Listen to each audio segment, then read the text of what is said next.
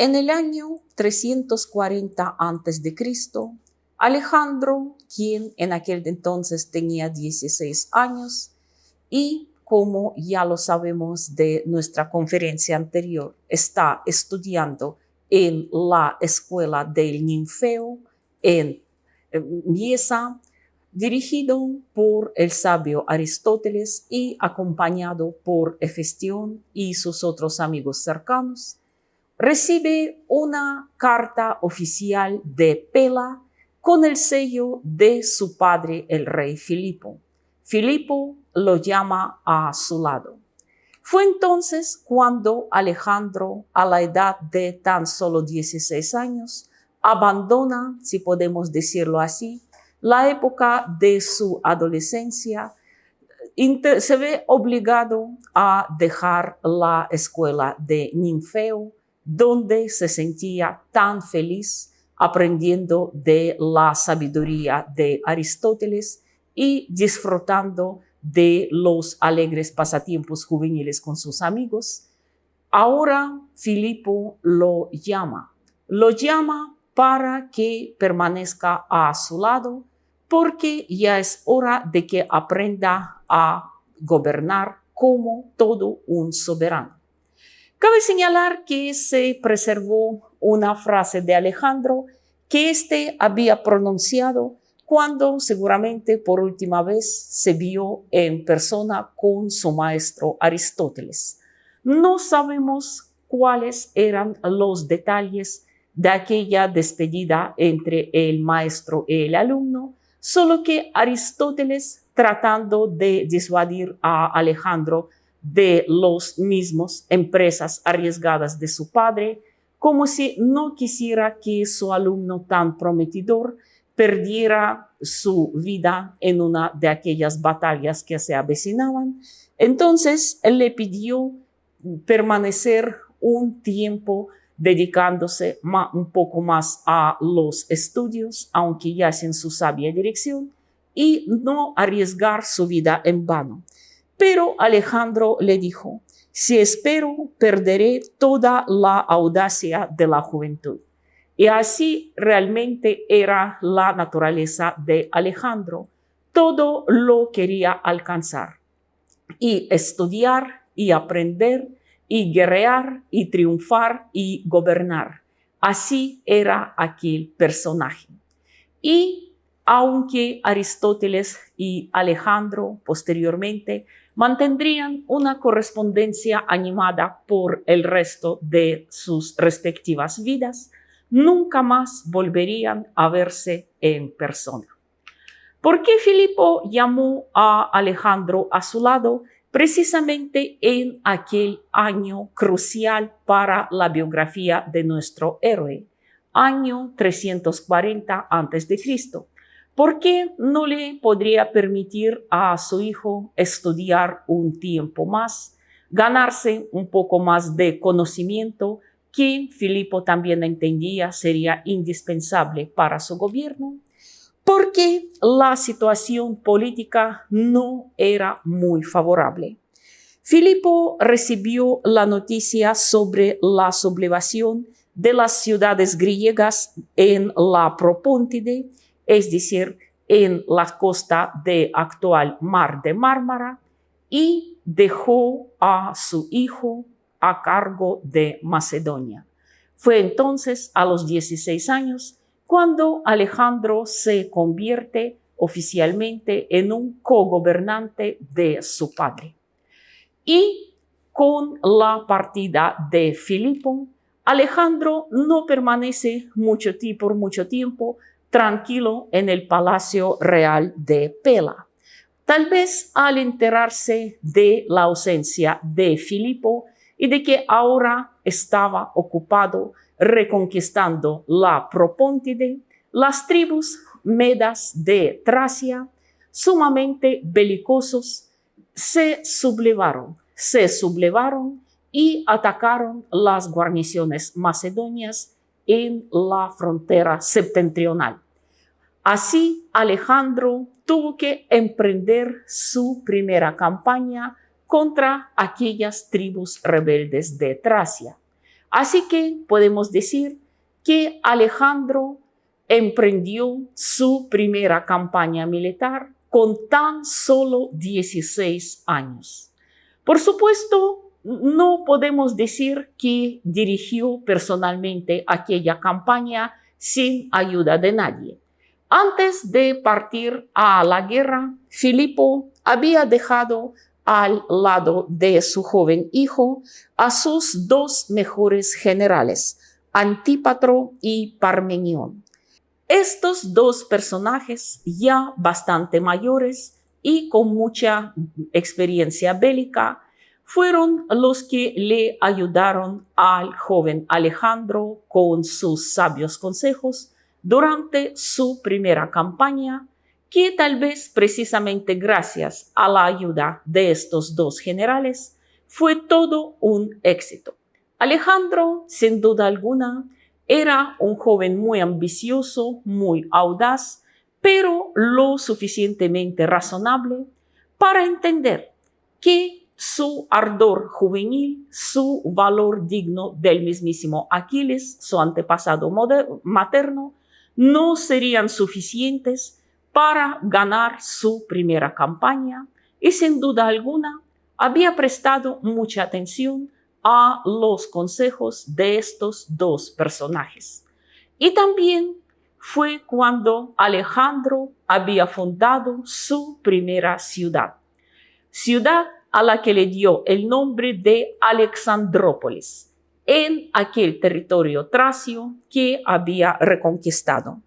Lastimosamente, hoy no se ha quedado casi nada de aquella primera ciudad fundada por Alejandro, pero se considera que la antigua Alexandrópolis quedaba justo en aquel lugar donde hoy se encuentra la ciudad moderna Sandansky en Bulgaria. Esto es el panorama actual de aquella ciudad búlgara y tal vez Alexandrópolis se vería igual de pintoresca en los tiempos de Alejandro. Pero aquella batalla fue más bien como un primer ensayo. Se considera la primera batalla realmente grande que tuvo Alejandro en su vida. Ocurrió 2 años más tarde, cuando nuestro héroe ya había cumplido 18 años y se trata de la batalla de Queronea, batalla que jugaría un papel decisivo en toda la historia posterior de Grecia y Macedonia. ¿Cuáles eran los antecedentes de aquella batalla? Como ya sabemos, Filipo había emprendido un gran trabajo para unificar bajo su cetro toda Grecia, las ciudades griegas que deberían olvidar todas sus discordias anteriores, por fin dejar atrás las secuelas de la devastadora guerra de Peloponeso y unirse con Macedonia para una causa común: la conquista de Asia, la liberación de las ciudades griegas en Jonia, en Asia Menor, que nuevamente quedaban bajo el dominio persa, y en el futuro, es decir, en las perspectivas a largo plazo, acabar definitivamente con el imperio persa, aquel enemigo jurado del mundo helénico. En su lucha por la unificación de Grecia, Filipo tuvo tantos partidarios como también enemigos muy fervientes. En Atenas, la polis griega, que a pesar de toda la devastación de los últimos años, más que todo durante la guerra de Peloponeso, seguía siendo la polis más grande, más importante de Grecia. Se habían formado 2 partidos políticos, uno pro-macedonio, encabezado con un político y orador de mucho prestigio, cuyo nombre era Esquines. Aquí precisamente vemos su imagen al lado de su principal oponente, otro gran político y orador llamado Demóstenes, quien por el contrario veía que la alianza de Macedonia, aunque aparentemente traería estabilidad y protección militar, pero según creía el mismo Demóstenes, de una vez acabaría con la democracia y con la libertad ateniense.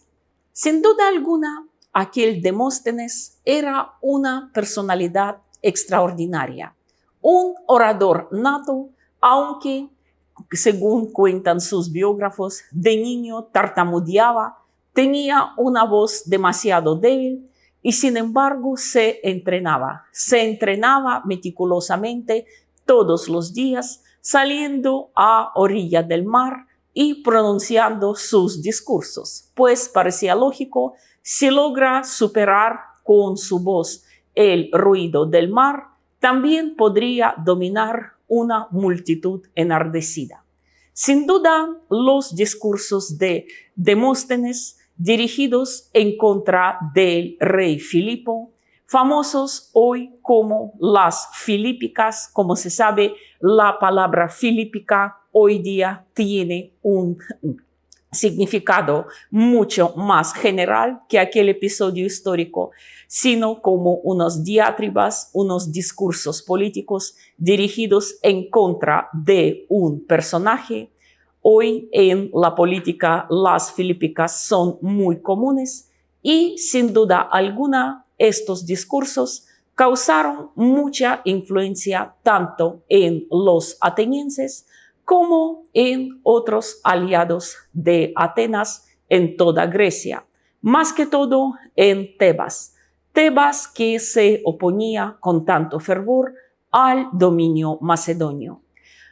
Así que, como podemos ver, aquella guerra fría entre los partidarios de la alianza con Filipo y sus opositores, tarde o temprano tenía que estallar en una guerra abierta. Y esto realmente ocurrió el día 7 de agosto del año 338 a.C., cerca de la ciudad de Queronea, en Beocia, cuando tuvo lugar el enfrentamiento entre las fuerzas del rey Filipo de Macedonia y alianza de las polis griegas encabezada por Atenas. Cabe señalar que los griegos, tal como suele suceder a lo largo de toda su historia, no han mostrado ninguna unanimidad. Si tal vez todas las polises de Grecia hubieran apoyado abiertamente a Atenas, la situación habría sido distinta y toda la historia cambiaría. Tal vez si la batalla de Queronea hubiera tomado otro rumbo, jamás habríamos oído algo importante sobre Alejandro. Pasaría a la historia como uno de tantos reyes de Macedonia más. Pero, como se sabe, los griegos nunca han podido encontrar el consentimiento, nunca podían llegarse a un acuerdo, ni siquiera en una situación tan crítica. Como resultado, del lado de los Atenas se pronunció únicamente Tebas de una forma abierta. Tebas envió sus tropas, entre ellos el famoso batallón sagrado. También enviaron sus tropas, aunque más bien se trataba de unos destacamentos pequeños, Corinto, Calcis, Epidauro, Mégara y Trecén. En cambio, Esparta, cuya intervención en el conflicto tal vez habría sido decisiva, pretendió permanecer en la sombra de la neutralidad. Sí, Esparta se proclamó abiertamente neutral y, por lo tanto, no envió ninguna ayuda que habría podido ser muy importante. Hablemos en breve sobre aquella batalla, la batalla de Queronea, la primera gran batalla en la vida de nuestro héroe. Primero, un poco sobre las fuerzas que participaron. Según los cálculos aproximados, aunque aquí, digamos, no todos los historiadores nos proporcionan los mismos datos, los macedonios tenían 30.000 soldados de infantería y 10.000 jinetes. El grueso del ejército de Filipo era macedonio y también algunos destacamentos de aquellas policies griegas que se mostraban de acuerdo en alianza con Macedonia. En este caso, del lado de los macedonios, lucharon también Tesalia, Argos y Arcadia. Del lado macedonio, el ejército estaba comandado, además del mismo Filipo, también por Parmenión, su mejor y el más experto general, y el joven Alejandro, con tan solo 18 años, a él se le asignó el mando de la caballería. Aquí precisamente podemos ver la escena en vísperas de la batalla de Queronea, cuando el joven Alejandro recibe las últimas instrucciones antes de la batalla de su padre. El padre y el hijo no lucharían juntos. Cada uno tendría que ocupar su propia posición y encargarse de sus soldados. Y aquí podemos ver cómo inició la batalla, su primera fase. Filipo, como un buen comandante, fiel a sus principios de luchar siempre en primera línea, fue el que encabezó personalmente el primer ataque y, como podemos verlo ahí, montado en su caballo, atacando a los atenienses. En la segunda fase, Filipo detiene el repliegue cuando alcanza una posición elevada que le daba cierta ventaja ante el enemigo y después se revuelve y ataca a los atenienses cara a cara. También aquí podemos ver el ataque de la falange macedonia frente a frente contra los griegos y aquí la maniobra de Parmenión. Parmenión, quien a su vez cargó contra el centro de las tropas de los aliados de los atenienses y cabe señalar que los dejó bastante desorganizados. Las mejores tropas de la falange macedonia, dirigidos personalmente por aquel viejo general, aplastan sin piedad el centro de los aliados atenienses. ¿Y dónde estaba en aquel entonces nuestro héroe, el joven Alejandro?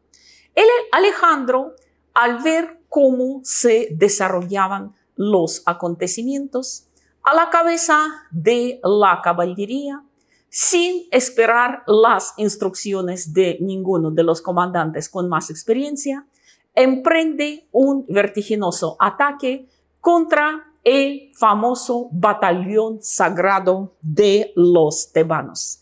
Aquí Alejandro muestra todo el ímpetu, todo el ardor de la juventud, volviendo prácticamente nada el otrora famoso batallón sagrado. Según los datos aproximados, el batallón sagrado de los tebanos contaba con 300 combatientes y después de aquel ataque de Alejandro sobrevivieron solo 65. Es decir, murieron 254. El ataque de Alejandro sin duda había sido demoledor. Y si hablamos de las pérdidas en general, Pues tal como suele ocurrir en caso de los vencedores, las pérdidas macedonias en esta batalla se desconocen, pero sin duda alguna deberían ser mucho más bajas en comparación con las pérdidas de los atenienses, tebanos y sus aliados. 2.000 muertos y 4.000 prisioneros. Las pérdidas habían sido incluso mayores si Filipo hubiera mandado su caballería a perseguir a los derrotados y, digamos, rematar a los heridos. Sin embargo, actuó de una forma muy magnánima. Detuvo a tiempo la batalla para no permitir que ésta se convirtiera en una auténtica masacre. Tal vez al que más trabajo le tocó detener era Alejandro, enardecido, embriagado con su primera batalla, y luego mandó a los médicos macedonios, después de que ellos atendieran a sus heridas, también a prestar los primeros auxilios a los atenienses, tebanos y sus aliados heridos, y a los prisioneros les dejó en libertad. ¿A qué se debía aquella magnanimidad de Filipo, quien, como se sabe, podía ser muy cruel y despiadado con sus enemigos? Porque él no quería acabar ni con Atenas, ni con Tebas, ni con los griegos en general. Él quería atraerlos a su lado. Y esto, sin duda alguna, fue el motivo principal de aquel acto tan piadoso. Posteriormente, los tebanos honraron la memoria de su batallón sagrado en aquella batalla en que cayeron los mejores hijos de la otrora gloriosa Tebas, construyendo este monumento que hasta ahora permanece en el lugar de la batalla, este majestuoso león de piedra que se ve ahí como el guardián de la memoria del batallón sagrado de Tebas, quien, a pesar de haber perdido su última batalla, lo hizo con gloria y dignidad.